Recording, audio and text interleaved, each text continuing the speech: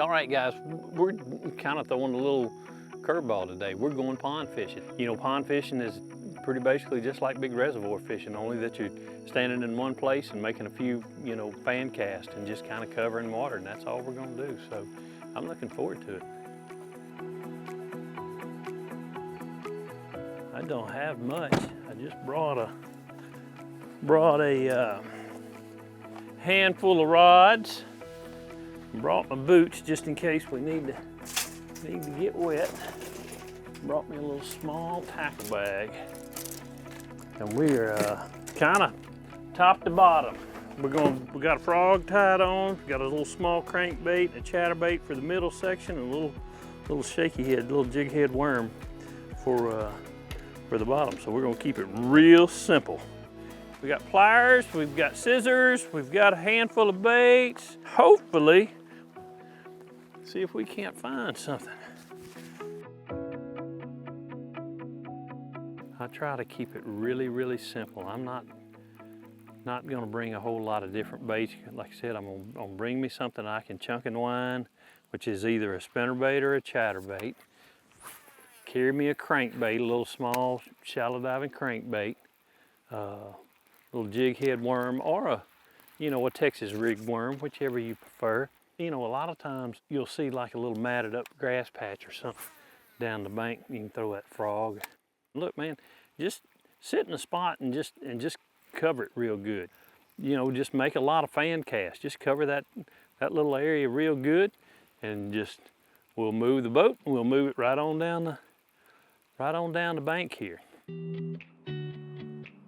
People can't wait to throw towards the bank. Well, yeah, they do live up here on the bank, but I promise you there's probably just as many, if not more, out there than there is up here super shallow. There's one. Oh, hurry. Nice one. How about that? Now, I know that I've made probably 12, 15 casts. Come up in here, buddy. How about that? Nice little chunky bass right there. I sat right here and probably made 12, 15 casts, and I started repeating the cast that I made. Like I said, I could feel the grass out there.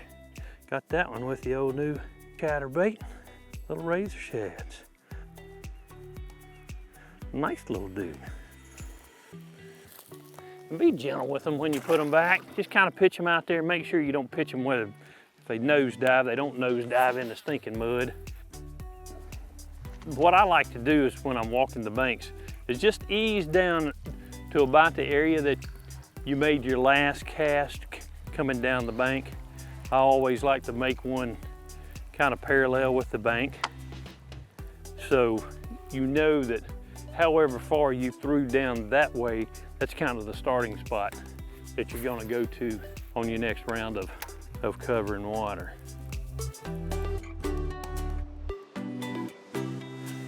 Years ago, I fished some night tournaments with a friend of mine, and he would always get on the bank and throw out deep, what we call coming up the hill. High, bright bluebird days, kind of bluebird day like we have today. I would imagine that they're probably hanging out down there around the bottom now. Most of the bites that we've already had have been out towards the middle. So that kind of lets me know that A, I need to make a long cast, and B, I need to let that bait go down just a hair before I start my retrieve back. You can kind of look at the levee on the back side of the levee. See how flat it was behind us when we pulled up, and it just kind of gets deeper and deeper and deeper as it goes out there. So that kind of lets me know the further down we go, the deeper the water is going to be. Pond fishing is no different than fishing out there on the big water. I mean, a pattern is a pattern, and you know, the quicker you can kind of put the pieces of the puzzle together, the better the success you'll have throughout the course of the day. Man, how about that? Hey, Betty Lou's done found the chatterbait. Come here, girl. That's a good one there. Oh, get up here with us. How about that one? That's a pretty fish, folks. I mean, a real pretty fish. Again. Wait, shaking. Hey, golly. Bye-bye.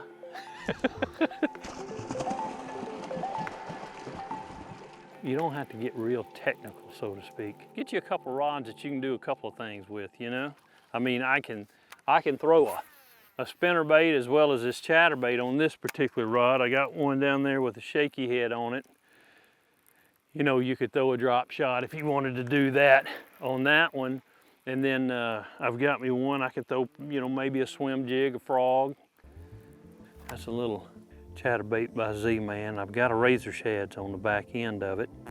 And 14-pound gamma edge fluorocarbon line. And this is the same setup as I use if I'm out there on the big water. 7.2 heavy moderate rip and chatter rod, along with a 7.5-to-1 Blues Tournament Pro reel. That gear ratio is like spot on for chatterbait fishing. Hey, buddy.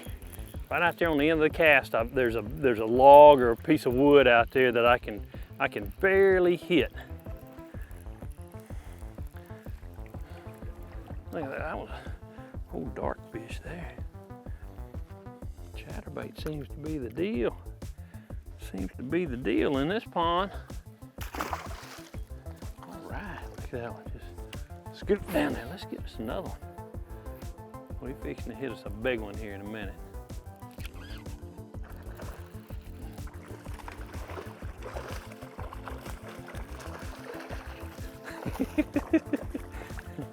The thing about it is, when you start, that's a good quality one right there too.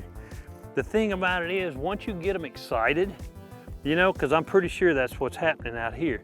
So I've thrown out there and I've had a handful of bites, and it's just like catching a school of fish, you know, like an offshore school of fish. Once you get them excited, man, just keep firing right back in there in the same spot. There's one. Well, remember me telling you boys and girls about that old biggin that lives in them ponds? I think we might have found one. I'm pretty sure we found this one. All right, easy big girl, look at that. How about this? Hey now, come here sugar. Come here.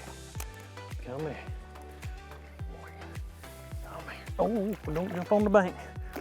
Don't jump on the bank. All right. How about this, folks? Right here. Oh, you found us. That's why I come pond fishing right here. Now that's right out there where I'd been catching those. How about that? Pretty fish. Probably close to 5 pounds. She's probably spawned out.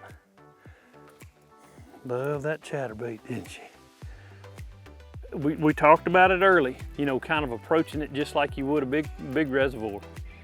You know, I could tell that the water was a lot more off-colored here. I wanted to find a bait that would put off a little bit more vibration, a good, you know, color hue as well. As we started catching fish, we kind of slowed down and started making more casts, more presentations in the same area. And that's, you know, that's pond fishing 101. It really is. It doesn't take you long to come out here and just enjoy, you know, a few catches.